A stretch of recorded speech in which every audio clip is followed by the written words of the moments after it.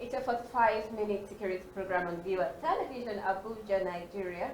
I am Dakore and welcome on board to Public Intel.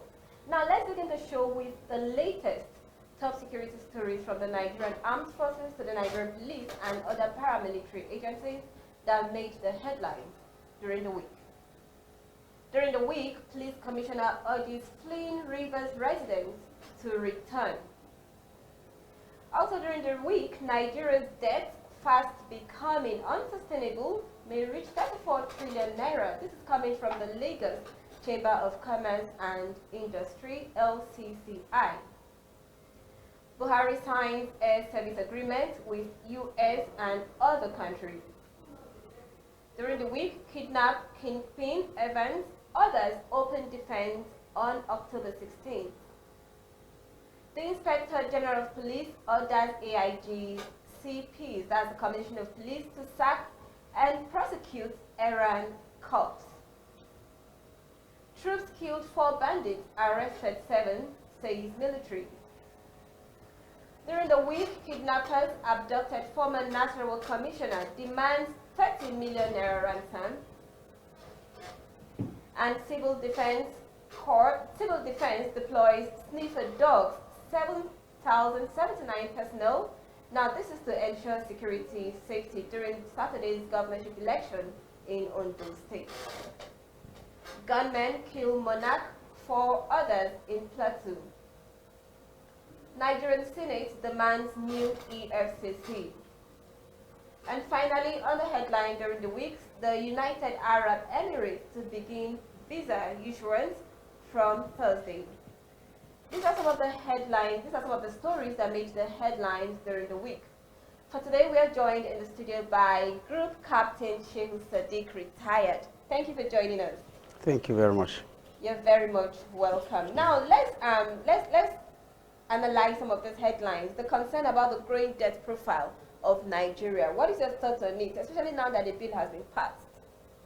Well, though I must say that I'm not an economist by nature, but as a general interest person who takes interest in the economy of the country, the issue of debt, I think there are so many misconceptions about it. What is known is that even the richest countries in the world, they do take debt. We still come back to that question: is what do we do with the debt? As far as the whole global economy runs on debts. If not, the whole economy will even collapse. So what should be important? Many Nigerians see that there is no need for this because there is no need to borrow, like most Nigerians are saying. Well, I wouldn't say this. On the contrary, I was saying that this is now the need to borrow, because like we know, we are facing the COVID-19, which has hit all economies, especially Nigeria that has a weak economy. We are facing the oil that used to be our mainstay. The price has not recovered.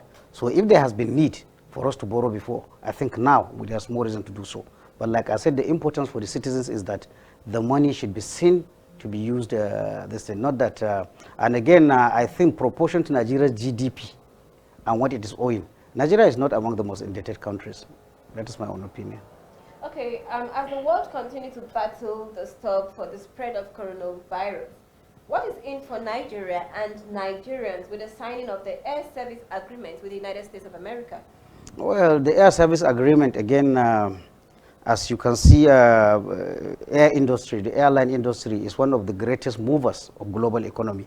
So what we are seeing, not only Nigeria, all countries are seeing that somehow they cannot continue the lockdown on the industry. So for Nigeria to sign bilateral air service agreement with countries is very, very important. But for you, to derive maximum benefit for any air service agreement, you need to have your own airline.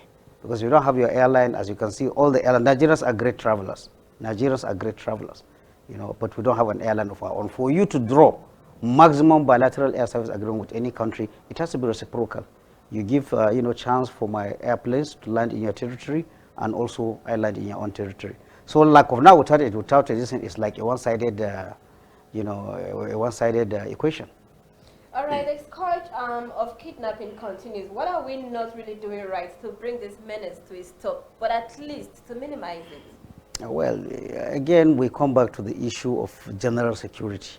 Yes, kidnapping is one, but everything is tied. Why do I say it's tied? The people that fight kidnappers, the people that fight Boko Haram, the people that fight cultists, the people that fight pipeline vandals, they are all the same. That's the security people. Are they enough? I always say, given the size of our country, given the, the size of our population, if you compare us with smaller countries, honest, on the average, we are underpoliced.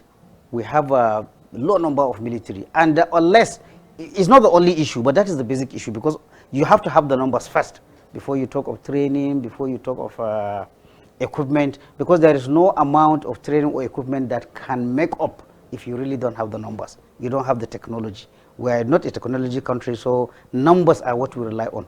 We have a great shortage of numbers in police, in military, in all honesty. So that is why the ones that you pull from here, you take there, they are the ones who live another place, and then that place is hit. That's what we're having. Now, the report demanded of a new EFCC by the Senate seems to be one confusing the people. Now, what's your take on this? Well, I would say, unfortunately, without, because everything is still being investigated, the case of Magu, or the case, the report of Magu from the Attorney General of the Federation, we shouldn't be subjudice because it is under investigation. What do they mean by the new EFCC? We're not getting it right, and I want us to get it right. Well, I'm happy it is the legislators that are saying. Probably, and most people, I'm also of the opinion that the powers given to the EFCC was not only Magu, whoever is EFCC was, the way it is designed, the powers are so many. And in all honesty, so few checks and balances. So whoever you put as EFCC, if you leave it the way it is, the man becomes a monster. Nobody can talk to him either from the executive or from the judiciary, because we are all human beings, we all have our secrets. The powers that the EFCC boss, I'm not talking particularly of Magu, as the EFCC is, the powers are so enormous and there are not enough checks and balances. So in my understanding, if the legislators are talking of a new EFCC, I'm not thinking of a new body. I think what they are saying is that it should be tightened through, they should recheck the EFCC Act. When EFCC was commissioned, it was commissioned on a note of truthfulness and sincerity. Exactly. Now, are they saying that EFCC is no longer truthful? Or they are no longer sincere? Fighting corruption. Well, I think that's what they seem to imply. But like I said, honest, in this EFCC case, without depending or accusing anybody, I think it more has to do with how the EFCC was designed. Human beings, by our nature, we abuse power. If you give power to anybody, there's no check and balances. Countries that advance, that's what democracy. Whatever you give somebody power, you have to put check and balances. We are human beings. Like some people have given the issue. You meet somebody on the street, you've never met him, you feel you don't like him. You meet another person, he has never done anything to you, you feel you like him. So those things, they play on the human intellect. So if you give a human being power like the EFCC, which are enormous powers, down to the security part, yes, you have to check and balance. If not, the powers will ultimately be abused. Whether it is Farida, whether it is Nuribado, whether it is Magu, the way the EFCC is, it is a wild dog. All right, a new welcome development from the United Arab Emirates as they will begin issuing visas to Nigerians. How best can we take advantage of this as Nigerians? As a background to that, honest, for one thing about this UAE and Nigeria issue, it made me very proud and very happy as a Nigerian, because you don't have to look at the headline, you have to look at the background. EFCC, because of the hush puppy, that's his name, because of the hush puppy incident, which is bad, nobody supports bad, but every country has its criminals. After the hush puppy incident, I know the UAE officials, they were embarrassed that their country has become a harbor of criminals, but of course there are people again that take our money to UAE from the government coffers, they don't reject those ones. So having said that, being annoyed with hush puppy, they decided to impose a visa ban on Nigerians. You understand? So when they imposed a visa ban on Nigeria, when they lifted the flight that we're talking about, Nigeria also said they are not allowing the Emirates. Would this affect the trade relationship between United Arab Emirates and Nigeria? What does this portend? Yes, I think it's United Arab Emirates, because for their side, again, it's just like the Basa that I said. If you look at what Nigeria gains from United Arab Emirates and what Nigeria gains from, it's heavily in favor of United Arab Emirates. Even just shoppers that move from Nigeria to UAE, they get a lot of money. So when they started this negative something of clamping visa on Nigeria, we said, your airline is not coming here.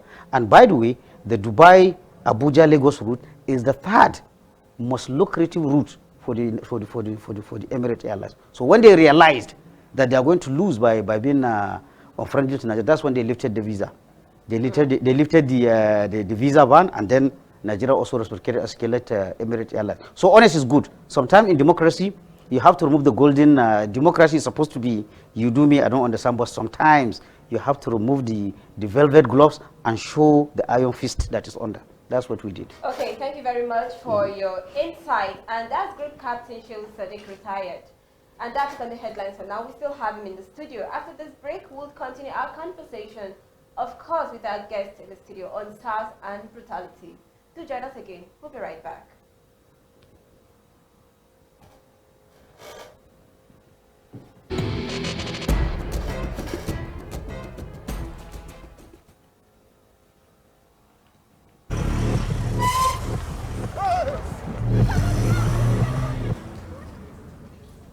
Ku zo ku gani. Me ke faruwa? A unguwar ma akwai wani mutum mara gaskiya. Mai suna a ɓari yana nan kaman jemage. Ba ka ganin shi da rana sai da daddare yake aiki. Na je wurin 'yan sanda, kai na ji tsoro kwarai. Amma sun kyautata min sannan suka min alkawarin ɓoye sunana. Ina ce shi kenan. Bayan kwana 3 sai ga 'yan sanda na kofan gidan a ɓari. Amma yana ganin sammacin bincike suka tafi kai tsaye inda aka ɓoye bindigogi. Sun yi bincike da kyau fa. An kama su aka miƙa su ga kotu washe gari bisa tuhumar sata da mallakar makamai, sannan aka gano motocin sata. 'Yan sandan tamu na Najeriya tana iya yiwuwa? Tare da ingantattun dokoki. Da wadatattun kudaden gudanarwa. Da horaswa. Da kuma haɗin kai. Yana iya yiwuwa.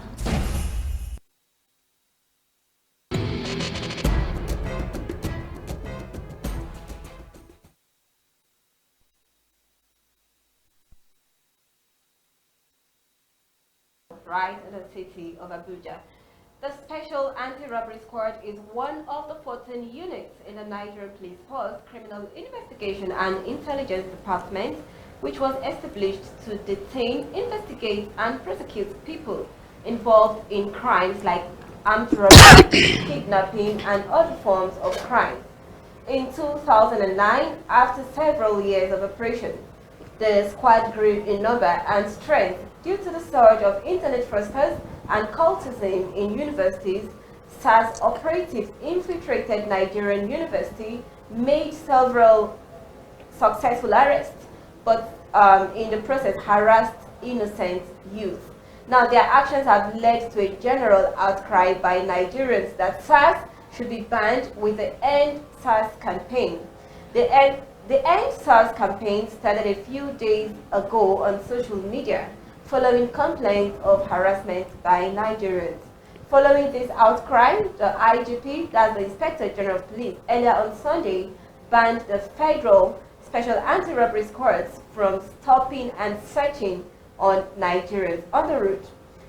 We still have Group Captain Shehu Sadeeq in the studio. Thank you for still staying with us.